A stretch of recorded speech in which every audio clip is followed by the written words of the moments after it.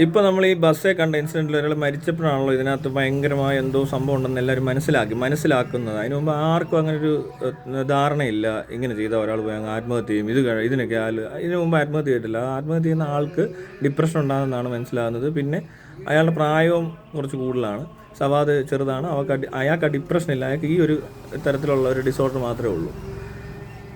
ഇനി വേറെ സാധനം നടന്നുകൊണ്ടിരിക്കുന്നത്, ഇപ്പോഴും ഭയങ്കര അപ്രിസിയേഷൻ കിട്ടിക്കൊണ്ടിരിക്കുന്ന വേറെ തരം പരിപാടിയാണ് ഈ പ്രൈവറ്റായിട്ടുള്ള. ഇപ്പോൾ ആരെങ്കിലും ചാറ്റ് ചെയ്താൽ അത് സ്ക്രീൻഷോട്ട് എടുത്തിട്ടിട്ട് ആ വ്യക്തി ഹത്യ ചെയ്യുന്ന ഒരു പരിപാടി. അതിനൊക്കെ വ്യക്തിഹത്യ അറിയിക്കുന്നുണ്ടോ എന്ന് ചോദിച്ചാൽ ഇല്ല. ഏതൊരാളും അപ്രോച്ച് ചെയ്യും, തനിക്ക് ഇഷ്ടമല്ലാത്ത ഒരാൾ അപ്രോച്ച് ചെയ്യുമ്പോൾ അതൊരു മോശം സാധനവും നമുക്ക് താല്പര്യമുള്ള തരത്തിലുള്ള ഒരാൾ അപ്രോച്ച് ചെയ്യുന്നതും തമ്മിൽ ഒറ്റ വ്യത്യാസമേ ഉള്ളൂ. ഒരാൾക്ക് താല്പര്യമുള്ളത് കൊണ്ട് താൻ അത് അക്സെപ്റ്റ് ചെയ്യുന്നു, താല്പര്യമില്ലാത്തതുകൊണ്ട് റിജക്റ്റ് ചെയ്യുന്നു. ഈ രണ്ടും ചെയ്താൽ മതി. റിജക്ഷൻ എന്ന് പറഞ്ഞാൽ ഇപ്പോൾ ശരി, ആദ്യം ഒന്ന് കണ്ടു പിന്നെയും വന്നാൽ അപ്പം റിജക്റ്റ് ചെയ്താൽ അത് നടക്കുന്നില്ല. അതത്രേ ഉള്ളത് ശരി. അതിനെ എടുത്ത് മറ്റേ ആളെ ഇതെന്തോ ക്യാരക്ടർ പ്രശ്നമുള്ള ആളാണ്, അയാൾ അങ്ങനത്തേനാണ് ഇങ്ങനത്തെ. ഇപ്പോൾ രാഹുൽ മാങ്കുടത്തിൻ്റെ കേസ് വന്നപ്പോൾ പലരും സ്ക്രീൻഷോട്ടൊക്കെ എടുത്തിട്ട് പഴയ ചാറ്റൊക്കെ അവൻ അങ്ങനത്തെ അല്ല ഇങ്ങനത്തെ അല്ല എന്നൊക്കെ പറയാം. അത് അയാളുമായിട്ട് എന്ത് വേണേ അയക്കൂ. നല്ല അക്സെപ്റ്റ് ചെയ്തിരുന്നെങ്കിലോ പറയുമോ ഇവരാരെങ്കിലും? അതില്ല. പിന്നെ എന്തെങ്കിലും തരത്തിലൊരു പ്രശ്നങ്ങൾ ഉണ്ടായി കഴിയുമ്പോൾ ഇത് അയാളുമായിട്ടും അതേ പ്രശ്നമായിരുന്നു എന്നൊക്കെ പറഞ്ഞ് കാണിച്ച് വരുത്തേണ്ട ആവശ്യമില്ല. എന്നെ സംബന്ധിച്ച് നമ്മളോട് പേഴ്സണൽ സാധനമാണ്, അയാൾ ചിലപ്പോൾ എങ്ങനെയാണ് ബിഹേവ് ചെയ്യുന്നിരിക്കും, അത് നമുക്ക് മനസ്സിലായി. അതുകൊണ്ടുള്ള പ്രശ്നം അവിടെ അയാൾക്കായിട്ട് നമ്മൾ ഡിസ്കണക്ട് ചെയ്ത് പോകാനുള്ള സ്ഥലം അവിടെ ഉണ്ട്. അത് കാരണം നമ്മളുമായിട്ട് ഡയറക്റ്റ്ലി ഒരു ബന്ധവുമില്ല. ബസ്സേ വരുന്ന പോലെ പബ്ലിക് പ്ലേസിലല്ല അത് നടന്നേക്കുന്നത്. It's a private, so private, രണ്ടുപേരും മാത്രം അറിഞ്ഞ കാര്യം. അതിനകത്ത് താനിപ്പോൾ വഴിയെ പോയപ്പോൾ ഒന്നും അല്ല ഇത് വരുന്നത്. ഈ മെസ്സേജ് തന്നെ ബ്ലോക്ക് ചെയ്യാം, അതോടെ ആ പ്രശ്നം തീരും.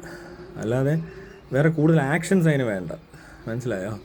അതിന് ചെറിയൊരു പെർവേർട്ട് ഇതുണ്ട്, സ്വഭാവമുണ്ട്. എങ്കിൽ പോലും അതിന് അയാളെ കറക്റ്റ് ചെയ്യാന്ന് പറഞ്ഞാൽ അത് അത്രയും കറക്ഷനൊക്കെ ചെയ്യാൻ പോയി കഴിഞ്ഞാൽ ഇവിടെ എന്താവുമെന്ന് എനിക്കറിയത്തില്ല.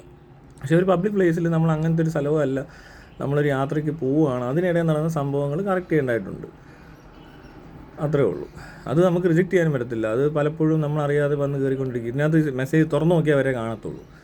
അത്രയും സെറ്റിങ്സ് ഉണ്ട് ഇതിനകത്ത്. അപ്പോൾ ആ സാധനം ചെയ്യുമ്പോൾ ഇനി ഒരാൾ ആത്മഹത്യ ചെയ്താൽ പെമ്പിള്ളേർ ഇനി ചാറ്റ് ചെയ്യുമ്പോൾ അവരോട് സഹകരിക്കണോ? എന്ത് ചെയ്യണ്ടേ? ചാറ്റ് ചെയ്യുന്ന ബ്ലോക്ക് ചെയ്യുക, വിടുക, അത്രേ ഉള്ളൂ. അല്ലാതെ ഒരാൾ ആത്മഹത്യ ചെയ്യുന്നു പറഞ്ഞുകൊണ്ട് ഇനി ഒരിക്കലും അത് കാണാം. കാരണം ചിലരുടെ മാനം അങ്ങനെ ആയിരിക്കുന്നത്. അത് ചെയ്ത് ഒട്ടും ശരിയല്ലെന്ന് ഒരാൾക്ക് തോന്നത്തുമില്ല. ഇയാൾക്ക് പിന്നെയും തോന്നും. പക്ഷെ അവർ ആത്മഹത്യ ചെയ്യാൻ സാധ്യതയില്ലാത്ത ഇതുകൊണ്ട് ഇതിനകത്ത് എന്താ കുഴപ്പമെന്ന് ചോദിക്കാനുള്ളൊരു സ്കോപ്പുണ്ട് ഇപ്പോഴും. പക്ഷെ പറയാൻ പറ്റത്തില്ല, അങ്ങനെ ഒരാളുണ്ടാകത്തില്ലേ.